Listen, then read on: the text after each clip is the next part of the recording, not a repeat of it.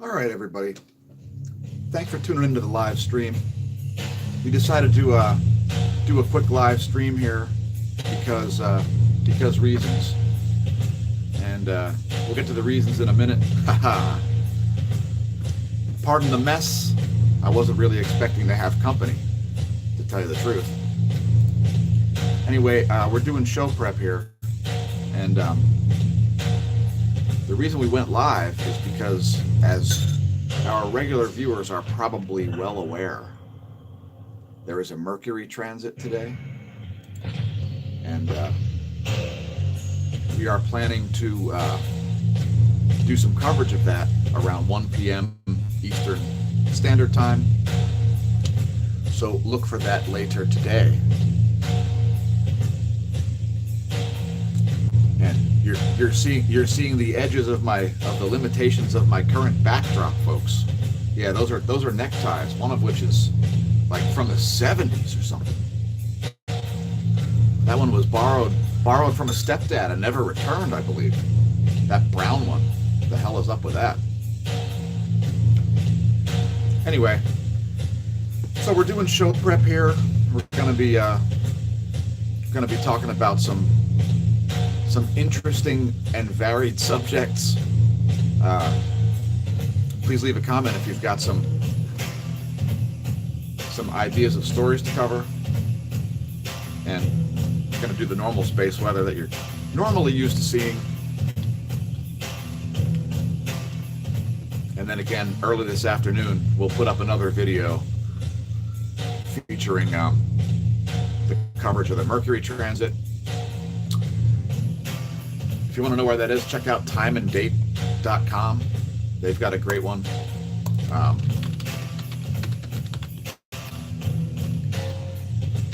Yeah, check out timeanddate.com. They've got right on their homepage.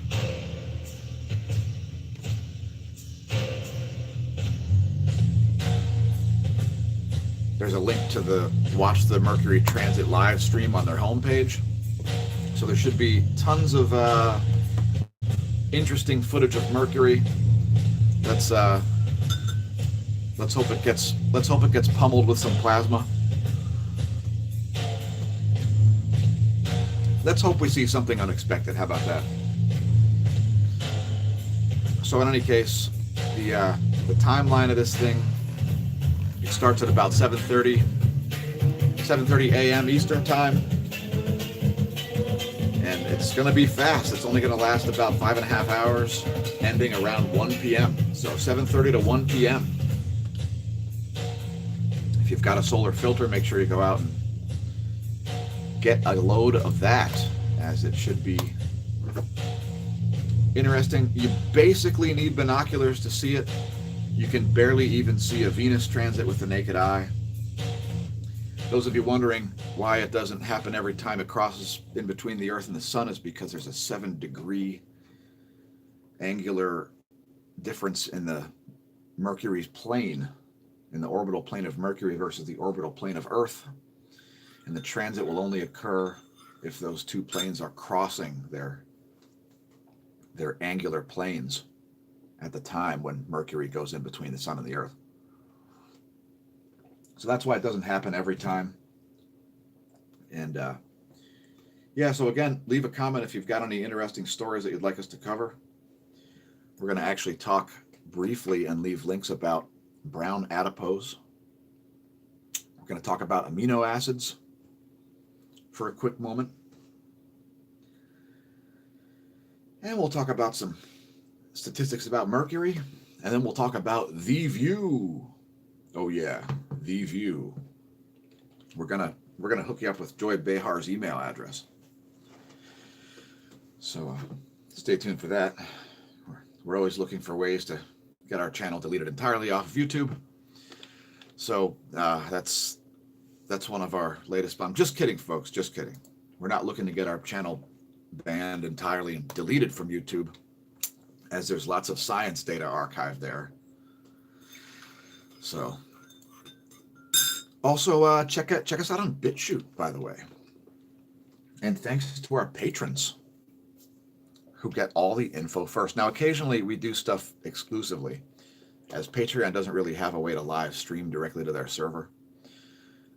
So typically what we would do is we would set up a live stream as an unlisted live stream and then share the link only with our patrons.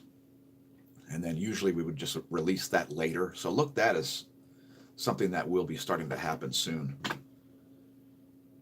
And thanks for leaving comments, Donna Cagle.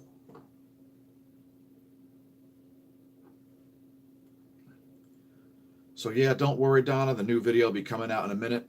It takes us a long time to do show prep sometimes, depending on how many links we're going to have open. If we've got 97 links open, that takes a lot longer to cover than 54 links that we usually have open. So usually we do this thing with only one browser. And, you know, I could have multiple browser windows open, but I usually put all the tabs into one window, and it can get a little bit messy sometimes. And while this computer is capable of running games at a pretty high frame rate, depending on how modern the games are, it was built as a gaming rig when it was first built. My friend and I built this thing from scratch, you know, putting the processor on the motherboard and buying specific memory modules and stuff like that. It's nice in that when something goes wrong, you'll know how to replace it and what's wrong pretty quickly. For instance, have you ever heard your computer do a weird post beep? You ever hear your computer go beep, beep, beep? That means something specific. You need to look that up when you hear that happen, as it's telling you, oh, the video card's not plugged in. Oh, the memory module's blown out, things like that. I'm actually going to do a video sometime soon also about Ubuntu, teaching people how to resurrect any old junky PC, no matter how junky and no matter how destroyed Windows has made the file system. Ubuntu will just render that old junky PC functional. So I know there are millions of people that have PCs in their closets. They're like, that thing doesn't work anymore. I just bought another one. Well, they can all be resurrected. Pretty much every single one of them can be purpose-built to do something useful. Whether you want to make that into an MP3 player or something like that, you could set it up as a, you know, as a camera monitoring station. If you have security cameras, you could set it up all kinds of things. You could set it up as some kind of a hub. So anyway, again, thanks for leaving comments, everybody. Again, we're going to be probably producing another live video and another so look for 3 to 4 videos today, largely due to the transit of Mercury, our fastest planet. Now, I like fast things like Peregrine Falcons, Formula One cars, time trial bikes, and the planet Mercury. And it represents a great opportunity to see some anomalies that will happen with the light coming out of the sun, in between the sun and Mercury, obviously. So look for that to be explained in various different ways throughout the day. And yeah, I have to end this live stream, get through with the show prep, get the regular space weather show recorded, and then go out doing food safety. Now, a lot of people ask what my job is. Why do I have security clearances? Well, the security clearances aren't associated with my job, first of all. Those are because the TSA was trying to hire me a number of years ago to help do airport security. And needless to say, I turned down that job as it was a very bad idea. But I didn't want to walk around as an unarmed security agent with giant government letters embroidered on my back. I thought that might be a bad idea. Plus, they wanted me to work part-time in addition to a second job. And anyway, that's why I have security clearance, because you have to be tested. You have to take certain functional tests in order to get that job, and in order to be exposed to the subject matter in the tests, you have to have some insight into classified technology. So that's the basis for that. And those security clearances don't go away unless you do something like anger the president. then your security chances will evaporate. Otherwise, that they just stay in place unless revoked for whatever reason, as was made public knowledge when John Brennan had his revoked intentionally because of his less than patriotic behavior, or you could say ultra patriotic behavior, depending on which side of the insanity you're on. So anyway, I'm completely sidetracked now. I don't remember what I was talking about. We are going to be talking about brown adipose tissue. Yeah, you know about brown adipose tissue? Well, it's interesting.